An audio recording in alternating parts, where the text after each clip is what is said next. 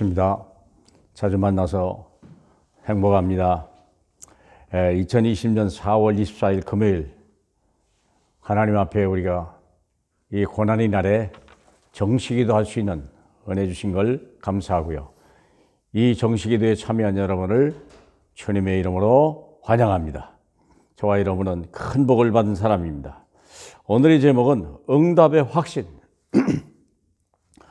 우리는 응답 없이는 살 수 없습니다. 우리는 반드시 응답을 받아야 됩니다.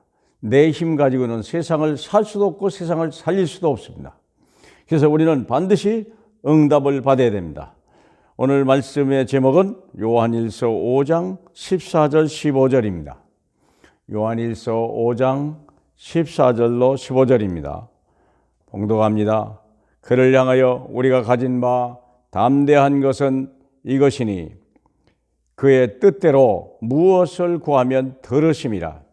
우리가 무엇이든지 구하는 바를 들으시는 줄을 안즉 우리가 그에게 구한 그것을 얻은 줄을 또한 아느니라. 아멘. 구한 그것을 얻을 줄이 아니라 얻은 줄 또한 아느니라. 믿음으로 미리 받는 거예요. 저와 여러분이 이런 응답 받으시길 축복합니다. 하나님은 우리가 하나님의 자녀되고 자녀는 하나님 앞에 응답을 받을 수 있는 권세가 있습니다. 우리는 그런 신분입니다. 오늘 보면 응답받는 신분이요. 우리는요. 당연히 응답을 받아야 돼요. 우리는 가지고 온 것도 없고 세상에서 우리가 어떤 얻을 수 있는 힘도 없어요. 그러니까 우리는 염려, 근심, 걱정이 늘 따라오는 거예요. 그런데 내가 예수 믿고 하나님의 자녀가 된 다음부터는요. 완전히 달라지는 거예요. 우리는 하나님의 자녀예요. 세상을 정복하고 다스릴 하나님의 자녀예요. 그런데 보세요. 요한복음 16장 24절에 이제까지는 너희가 한 번도 나를 구하지 않았지만 이제 구하라. 그리하면 받으리라 그랬어요. 이제까지는 너희가 구하지 않았으나 이제는 구할 때가 됐다. 왜요? 신분이 바뀌었거든요. 아버지를 떠난 탕자는요. 어느 누구 하나 도와줄 사람이 없었어요. 그는 거지같이 살다가 아버지께 돌아오니까요. 모든 것이 회복된 거예요. 모든 아버지 것이 내 것이요. 모든 하인과 종들이요. 이 아들에게 순종하게 되는 거예요. 저와 여러분이 바뀐 줄 믿으시길 축복합니다.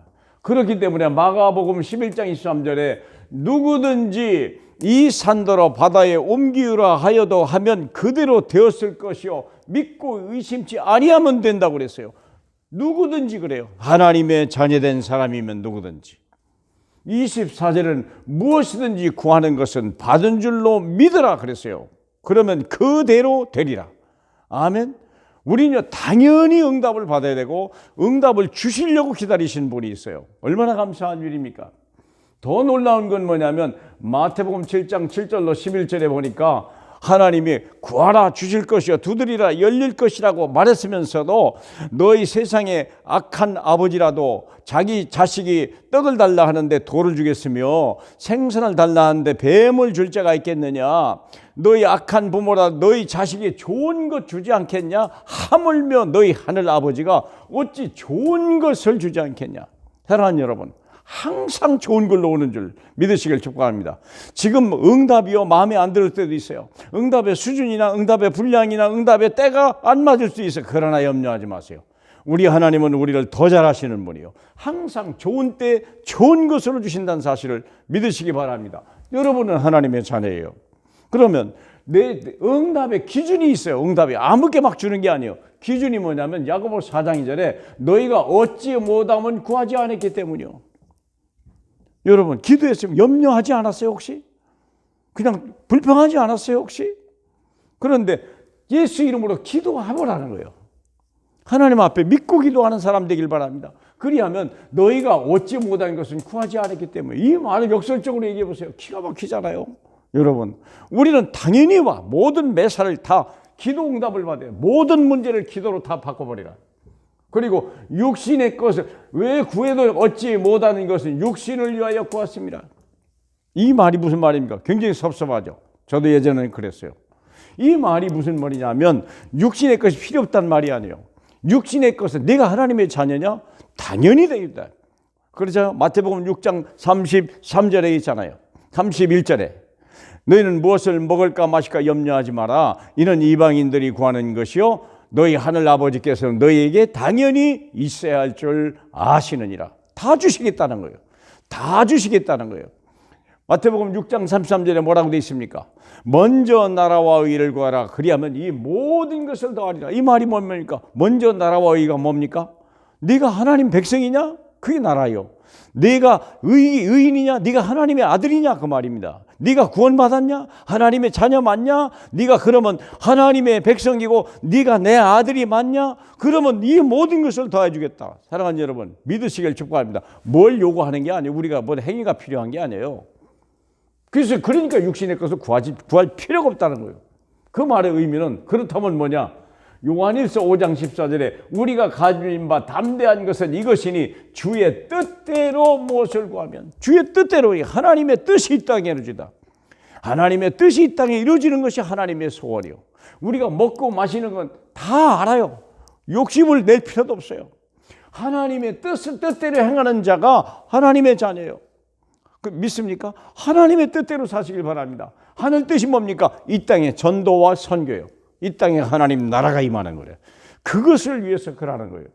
그러면 우리가 보세요. 누가복음 10장 6절에 너희가 겨자씨 하나 믿음만 있어도, 여러분 겨자씨 하나 믿음만 있어도 이 뽕나무를 들여 바다에 옮기우라 하고 그것이 바다에 심기우라 그렇게 말했을 것이요. 그것이 너에게 순종했으리라. 겨자씨 하나 믿음만 있어도 뽕나무가 뽑히라면 뽑힙니까? 아니 이게 바다로 가라면 가겠습니까? 아니 바다에다 심기라면 이게 심겨지겠습니까? 혹시 땅이라면 몰라대. 바다에 뽕나무가 심긴다? 이게 믿어집니까? 그런데 주님은 말했어요. 너희가 겨자씨 하나 믿음만 있어도 이 뽕나무가 그대로 순종했으리라. 사랑하는 여러분, 주님의 나를 믿는 게 아니고 주님의 능력을 믿읍시다. 그분은 전능하사 천지를 창조하신 우리의 아버지십니다. 이게 응답의 기준이야. 그렇다면 어떤 응답이 오냐? 응답의 내용이 뭡니까? 응답의 내용이 뭐예요? 사도행전 1장 14절 120명의 성도들이요, 하나님의 1장 8절의 약속이요, 오직 성령이 너희에게 임하시면 너희가 권능을 받고 땅끝까지 내 증인이 되라. 그 약속을 붙들고 기도 시작한 거예요. 다시 말하면 성령이 오기를 기도한 거예요. 성령 충만을 위해 기도한 거예요. 성령 충만이 응답 중에 응답이라는 걸 알으셔야 돼요. 우리 인생이 성령이 떠난 날 우리는요 아무것도 못하는 거예요. 성령이 임하는 날부터 우리는 신분과 권세가 바꿔지는 거예요.